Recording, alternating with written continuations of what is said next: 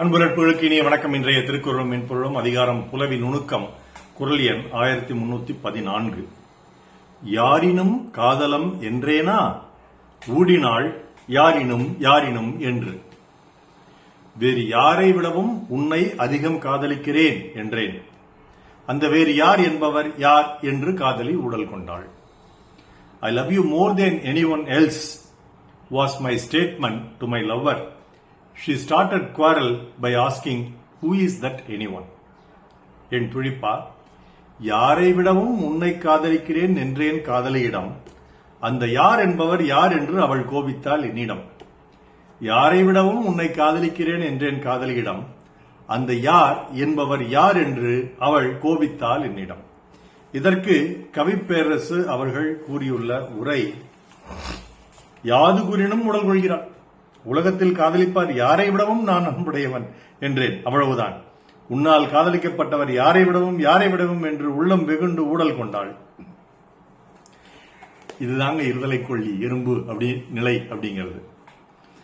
ஒன்னு சொல்லும் பொழுது அதனுடைய பின் விளைவுகள் இப்படி இருக்குமா அப்படிங்கறத யோசிச்சு சொல்ல வேண்டும், சிந்தித்து சொல் பிரயோகம் செய்ய வேண்டும், சொல்லாற்ற வேண்டும் என்பது முதுமொழி. அப்ப சிந்தித்து சொல்லாற்றும் பொழுது நம்ம சிந்தனைங்கிறது என்னங்க, நம்ம அறிவு கெட்டின தூரம் வரைக்கும் தான். நுண்ணிய நூல் பல கற்பினும் அவர் தம் உண்மை அறிவே மிகும்னு வள்ளுவர் சொல்லியிருக்காரு. அப்போ உண்மை அறிவு கெட்டினபடிதான் நம்ம சிந்திக்க முடியும். அப்படி சிந்திச்சுன்னா நம்ம ஒண்ணு சொல்றோம், சே இன்னைக்கு பாரு இதை சொல்லி அவளை அசத்திறது அப்படின்னு சொல்லிட்டு போய் சொல்றோம். நம்மை விட சிறந்த காதல் இந்த உலகத்திலேயே கிடையாது, உன்னை விட அதிகமாக நான் யாரையும் காதலிப்பது கிடையாது அப்படின்னு நம்ம சொல்றோம். நம்ம யார் மீதும் அன்பு செலுத்துவது கிடையாது அப்படி சொல்றோம்னு வச்சுங்க. அப்படி சொல்றோம். நம்ம சொல்லும் போது என்ன நினைச்சு சொல்றோம், என் பெற்றோரை விட, என் உடன் பிறந்தோரை விட, நமக்கு பிறந்தோரை விட, இந்த உலகத்தில் யாரையும் விட நான் உன்னை அதிகம் நேசிக்கிறேன், அதிகம் அன்பு செய்கிறேன், அதிகம் காதலிக்கிறேன் என்ற பொருளில் நாம் சொல்றோம். தலைவன் சொல்றான் அப்படி வச்சுங்க. நான் அப்படி சொல்ல மாட்டேன், தலைவன் சொல்றேன்னு வச்சுங்க. அப்ப தலைவன் சொல்லும் போது தலைவி பார்க்கிறான். தலைவன் இந்த கோணத்துல சொல்றான், பெற்றோர் உடன் பிறந்தோர் மற்றோரை விட உன்னை நான் அதிகம் நேசிக்கிறேன். தலைவி இந்த கோணத்திலிருந்து பாக்குறா. என்ன பாக்குறா, மீது யாரை விடவும் என்ன அதிகமா காதலிக்கிறான்னா அப்ப அவன் காதலித்த மற்றவர்கள் எல்லாம் யார் அப்படின்னு அவளுக்கு ஒரு கேள்வி வருது. அதை வச்சுக்கிட்டு அவங்ககிட்ட அவள் ஊழல் செய்கிறாள் என்பதுதான் இந்த பொருள். ஊழல் செய்யறதுன்னு முடிவு பண்ணிட்டா அதுக்கு காரணமாக வேணும். அப்படி ஒரு காரணத்தை எடுத்து தலைவி இங்கு ஊழல் செய்கிறாள். இதற்கு ஒரு பாட்டு.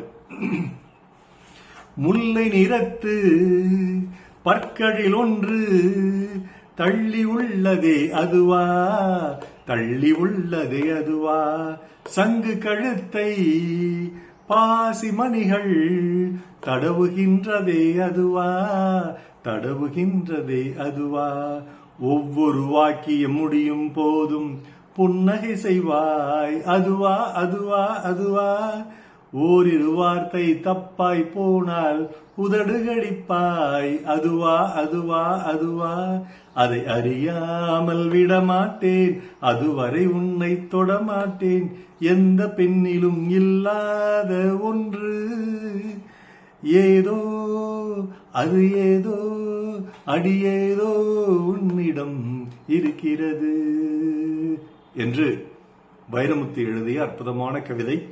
அம்சலேகா இசையில் கேப்டன் மகள் என்ற படத்தில் எஸ்பிபி பாடியிருப்பார். இந்த பாட்டில் அதான் சொல்றாருங்க, எத்தனையோ பெண்களை நான் பார்த்திருக்கிறேன், அந்த எந்த பெண்களிலும் இல்லாத ஏதோ ஒன்று உன்னிடம் இருக்கிறது, அதை என்னை உன்னிடம் இழுக்கிறது, நம் இருவரையும் காதல் கொள்ள வைக்கிறது அப்படிங்கிறது தலைவனுடைய கூற்று.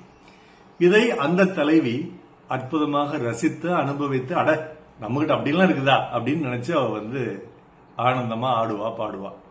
ஆனா நம்ம தலைவி என்ன பண்றா, தலைவன் இப்படி சொல்லும் போது அது எப்படி எந்த பெண்ணிலும் இல்லாதுன்னா அப்படி எத்தனை பெண்களை பார்த்திருக்கிற, எத்தனை பெண்களுடன் நீ உறவில் இருந்திருக்கிறாய், அப்ப எத்தனை பெண்களுடைய நீ ஒவ்வொன்னையும் அசிச்சு நீ சொல்ற இல்லையா, ஒவ்வொரு வாக்கியம் முடியும் போதும் புன்னகை புரிவாய் செய்வான்னு சொல்ற இல்லையா, அப்போ எல்லா பெண்கள் பேசும்போதும் ஒவ்வொரு வாக்கியம் முடியும் போதும் அவங்க புன்னகை செய்யறாங்களா உதறி அடிக்கிறாங்களா அப்படின்லாம் பார்த்துட்டு இருக்க.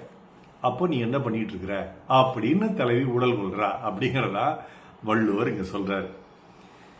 யாரினும் காதலம் என்றேனா ஊடினாள் யாரினும் யாரினும் என்று. நாள் சிறக்க நன்றமை வாழ்த்துகள். மருத்துவர் ராம செல்வரங்கம், ரிஷினி திராளியாளர்களும் சேலம் கள்ளக்குறிச்சி நன்றி. டாக்டர் செல்வரங்கம் குரல் யூடியூப் சேனல் ஷேர் பண்ணுங்க, லைக் பண்ணுங்க, கமெண்ட் பண்ணுங்க, சப்ஸ்கிரைப் பண்ணுங்க.